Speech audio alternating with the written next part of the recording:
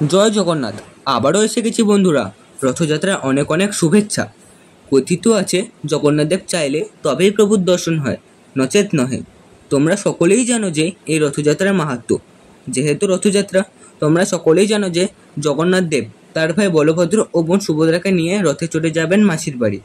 ISKCON, Mahesh, Bankura, Kolkata, হাওড়ার বিভিন্ন জেলার রথযাত্রার ব্যবস্থা করা হলেও উড়িষ্যা জেলার পুরীধামের রথযাত্রা সবচেয়ে প্রসিদ্ধ। কেননা চারধামের মধ্যে পুরীধাম অন্যতম। এখানে দেশ বিদেশ থেকে লক্ষ লক্ষ মানুষ রথের পুণ্যতিথিতে এসে জমায়েত হন, আর রথযাত্রা উৎসব হয়ে ওঠে আনন্দ, শান্তি ও সাম্যের প্রতীক। যে রথে চড়ে প্রভুরা যাবেন সেই রথের প্রস্তুতি শুরু হয় অক্ষয় তৃতীয়াতে। জগন্নাথ দেবের রথের নাম নন্দীঘোষ, বলভদ্রের রথের নাম তালধ্বজা ও সুভদ্রার রথের নাম দর্পদলন।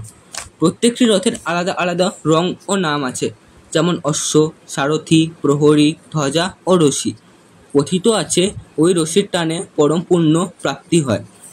জগন্নাথ দেবের রশির নাম শঙ্খচূড়া, বলভদ্রের রশির নাম বাসুকি, সুভদ্রার রশির নাম স্বর্ণচূড়া। আশা করব এই রশির টানে আমাদের জীবন আরও সুন্দর হয়ে উঠবে। জয় জগন্নাথ।